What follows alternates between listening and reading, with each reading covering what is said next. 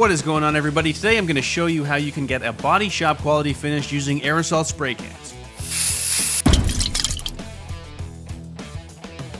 So what we are going to be repairing is this scratch on the fender of my Chrysler 200. So generally, if you can catch your fingernail in a scratch, it needs to be painted. So the first thing we're going to do is take off as much trim as possible. Now you don't have to do this, but the more you take off, the better you can sand all of your edges and the better the job is going to turn out. On this, we're going to take off the bumper to access the headlight, so we're going to remove the headlight as well and the mud flap at the bottom and push back the splash shield a little bit. Once our panel is torn down, we're going to start our repair. So the first thing we're going to do is wash the entire panel we're working on down with some soap and water and dry it off to remove any dirt and water-based contaminants. The next thing we're going to use is a degreaser. This is Aerosol, so you want a solvent-based wax and silicone remover that's going to take off any waxes or contaminants that the soap and water didn't remove. The next thing we're going to do is apply some sanding paste to a wet gray nylon pad and scuff down the entire fender to get it ready for ClearCoat. So what we're going to be doing is applying some base coat in the repair area where we'll be fixing the scratch and then clear coating the entire panel. That's the proper way to do it, and that's how they tend to do it in most body shops. There are some exceptions where you blend the clear, but generally it is an inferior repair anytime you're blending the clear. So to do this to body shop standards, we're going to do the entire fender. And you do want to be thorough. This process on a fender like this should take somewhere around 5 minutes, and you want to make sure you go over it very well and pay a lot of attention to the edges because they tend to get neglected inside the wheel well near the bottom.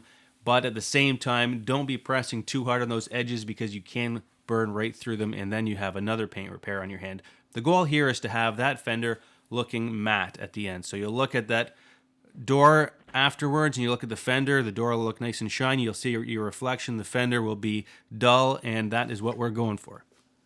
Once you're done, you can rinse it off with some water or use some wet rags and make sure you remove all of the sanding paste, and then we are ready to start our repair.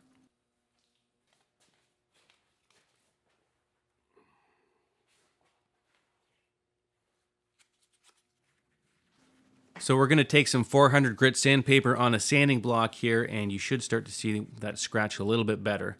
And we're going to continue to go at it with this block. We'll be changing directions, coming at it from up and down from the side until that paint starts to sort of peel away and feather away. So that could take a few different layers, depends on how deep the scratch is. This one here is not down to the metal, so we're going to just keep going at it. It's through the clear coat, it's through the base coat, and it's through about a bit of the primer. So we're going to keep sanding until that scratch is feathered away and leveled out.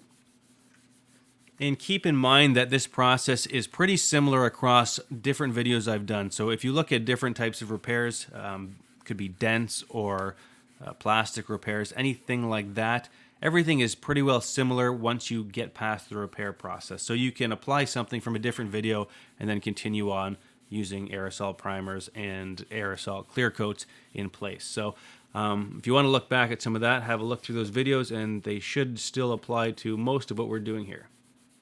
You can see that the paint layers are starting to separate. Now ideally you want about a ½ inch in between each layer to try and feather each one back. Now I've worked on a lot of these Chryslers in my day, and accomplishing that with these particular primers is next to impossible. So don't beat yourself up too much on that, but that's what ideally will happen.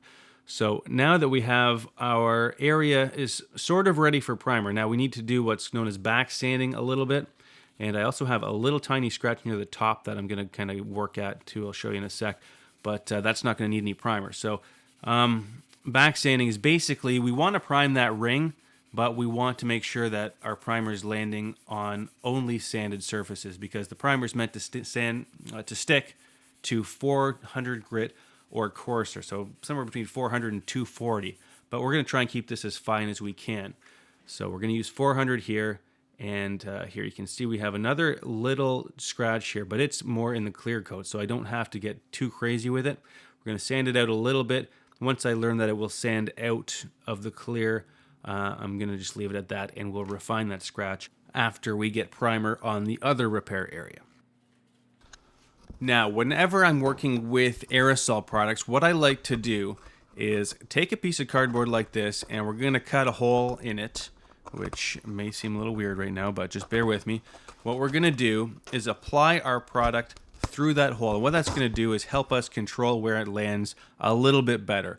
So this is the primer we're going to be using, which is a Spray Max primer. It's a 2K primer. Now, the importance of 2K products is that they have a hardener, just like the Body Shop products do. That is, in speaking of primers and clear coats and some other products, the base coat does not have to be a 2-part base coat, but everything else should have a hardener in it. So that's just like anything you would mix up at a Body Shop and spray. So once you activate it by pressing the cap in the bottom and shake it up real good, you can see we can apply our primer now through that hole, and we have a little bit more control of where it lands. So it's not covering the entire fender, and that was the whole point of this little hole. So we're going to let it flash off about 5 minutes in between each coat, so it should go from a shiny kind of wet look to a drier look, and then it's ready for another coat. And depending on how much primer you need, this is a very minor repair, so we only need a little bit here. Now, that primer we just used was direct to metal, but depending on the particular substrate you're priming over, you need to check the tech sheets of the product you're using and make sure that it is compatible for that. The next thing we're going to do is mask off this vehicle. So we've let that flash off for about half an hour. Make sure the primer's reasonably dry before you attempt to mask. And I'm going to use a plastic here from 3M, cut it out, and apply tape to it. It's a nice quick way of masking. I know your resources might not be the same as mine, so do what you can. Use some regular vehicle masking paper if you want on the entire car, whatever you got. But make sure you cover the vehicle, because the 2-part clear especially will stick to everything. The overspray will get on whatever's nearby. So you want to do this in a well-ventilated area, and make sure there's nothing that you really care about too close to this car that you're painting. So the last thing we need to do before this is ready for paint is sand down our primer. So we've just blocked it down with some 600 grit wet paper. You can do this wet or dry, it doesn't really make any difference. Since I'm in a paint booth here, I'd like to keep the dust down to a minimum. So what we're going to do is use some water paper here. So we're going to refine all of the scratches that are 400 scratches from our previous step using the 600. So change them from 400 to 600 by sanding it. Now, you could go a little bit finer. You could finish off those areas in 800. I'm trying to do this with the minimum amount of sandpapers, and sometimes 800 is a bit of a big jump from 4 and won't properly remove those scratches. So we're going to go all around the outside and refine all of our 400 to 6. The next thing we're going to do is use some 1500 grit in the surrounding areas. Now, my primer actually jumped a little bit higher than I wanted it to. It landed above that style line where it wasn't actually sanded with any 400 grit paper. Now, if I didn't remove the primer from that area, it could potentially lift when we went to apply our base coat in the next step. So you want to make sure any overspray is removed and any primer that's in the spot where it shouldn't be is off that panel. So you can do that with some 1500 grit paper pretty quickly.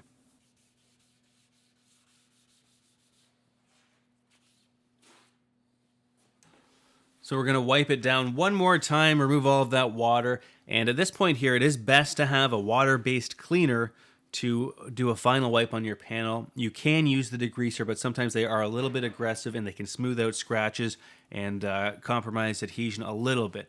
So if that's all you have, I'd say go for it, but try to track down a water-based cleaner that might work a little bit better here. So we are now ready to apply our first coat of base coat, and you're going to see that I don't have the same control over these aerosol cans as I do on my gun. So the first coat went on a little bit rough, so we're going to just let that dry, and then we'll apply our second and try and fix things up a bit. It's nice to have a tack rag as well. It'll just pick up little nibs and stuff in between base coat. You can use this up until you apply your first coat of clear. Once you apply a coat of clear, don't try and tack it. So here's our base coat, our second coat going on. We're just going to try to blend it out as well along the way. As we're spraying, we're going to fan it out just like we're using a gun and try to flick the base coat down the panel a little bit. We don't want to get it too close to the front edge of that fender or to the top of the fender where it lines up with the hood, or especially near the back edge where it lines up with the door, or it's going to throw the color off. Because even though this is color matched paint, it is not 100% the same color. And if you need more information, I do have some videos on how you successfully match color and why you need to blend. So we're going to let each coat flash off about 5 minutes in between them. And here's our last coat going on. I did fight with splatter a bit, so I brought it a little bit further down the panel because I was trying to cover up a little bit of splatter. So once I started cleaning off the nozzles in between coat, it seemed to go away, but you need to watch out for that. And the last coat you kind of want to dust on like an effect coat where the metallics will land in one direction and everything looks pretty cool. So we are ready for the clear coat. This is the fun part. This is the two-part clear again. So just like the primer, we got to push that button in there, crack in the hardener so it mixes it all in, and then give it a good shake. We're going to give it one more attack here before we apply the clear coat, and again we just let that flash off, maybe about 10 minutes after the last coat. Make sure it's good and dry before you apply your clear coat. If you apply it while it's still wet, you'll probably see an instant problem. Here we have our trigger attached to our aerosol. I like the trigger because it gives me a little bit more control, makes it feel more like a paint gun. And we're going to apply the clear just like in any of the videos I've done showing with a gun. It's going to go on there wet. It's kind of like spraying hot wax. You have to have a certain rhythm, otherwise you're going to end up with dry spray. So if you try to kind of go a little bit here, a little bit there, it's not going to work out. It's going to have dry spray and it's not going to flow. So the clear needs to flow. You can only really explain that if you either watch a bunch of my clear coat videos or you spray it once for yourself. The first coat went on pretty sweet. We're going to need to apply about 2 to 3 coats depending on, I guess, how everything goes on. If you anticipate you're going to need to polish a lot, it's generally advisable that you put on a third. If you're in a really dusty area where you have a lot of dirt coming into the fender, then you're likely going to want a third coat because you're going to be sanding a bunch of that clear off in the polishing steps. Now, every clear is a little bit different, and depending on the temperature and humidity, flash times will vary. So it's usually about 5 minutes. Unless you're using a rapid production clear, then it's probably like 2 to 3. But what you want to do is put your thumb into a wet area. Usually the tape's best, not on the painted part. And once it kind of gets sticky and the paint starts to pull fibers, then it's time to apply the second coat. So here is the second coat going on now. It's going to be the same as the first. We want to make sure everything goes on nice and wet. Spray the offsets first is the best practice. Try to do the inside the wheel wells and on the inside lips of the fender and the front edge of the fender where the headlight would go. And then work your way to the outside and try to get it on there wet and shiny looking. So it's not going to float after. It's usually just going to look the way you spray it at once. So if it doesn't look good coming out, you probably need to put more on. So there's a fine line between too much and not enough. If you start to hammer it on, you'll end up with runs, which you can polish, but they are kind of a pain. And I'm going to go ahead and apply a third coat of clear coat here. Now, 2 is generally all you need. I'm going to go ahead and put this third one on just so we can see what it looks like again going on. And I was having a lot of fun holding that little gun trigger, but you can do that again just with the aerosol without that trigger, but I think it was like $10, and it makes controlling that can much, much easier, especially for guys like me that are used to spraying with a gun. So keep that in mind. But again, this is the last coat. The last coat's usually the most important because it's going to look exactly like that when you're done. Again, you can polish out all of the mistakes after, but you want to try not to make any, and you can make your life a lot easier on yourself. All right, so that is going to be it. We're going to let this clear coat dry overnight. Now, drying times depend on the product you're using. If you're using the same ones as I am, you can find the tech sheets on the SprayMax website, and that gives you all of the drying times and whatnot. So generally, overnight is long enough to polish it clear the next day. So I'm going to be removing a few dirt specks and such from the fender here in the next video. If you want to stick around and check that out, you can also check out other polishing videos I have if you need to know how to take a run out, which luckily we didn't have on this job.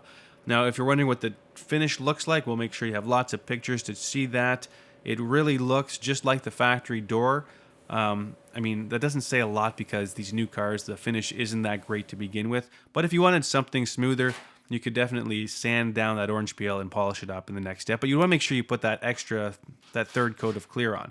Now, if you were to do an entire vehicle, I'm sure there's a few people out there wondering, could I do this to my entire car? I'd say it would be expensive. You'd go through a ton of those aerosol cans in the process.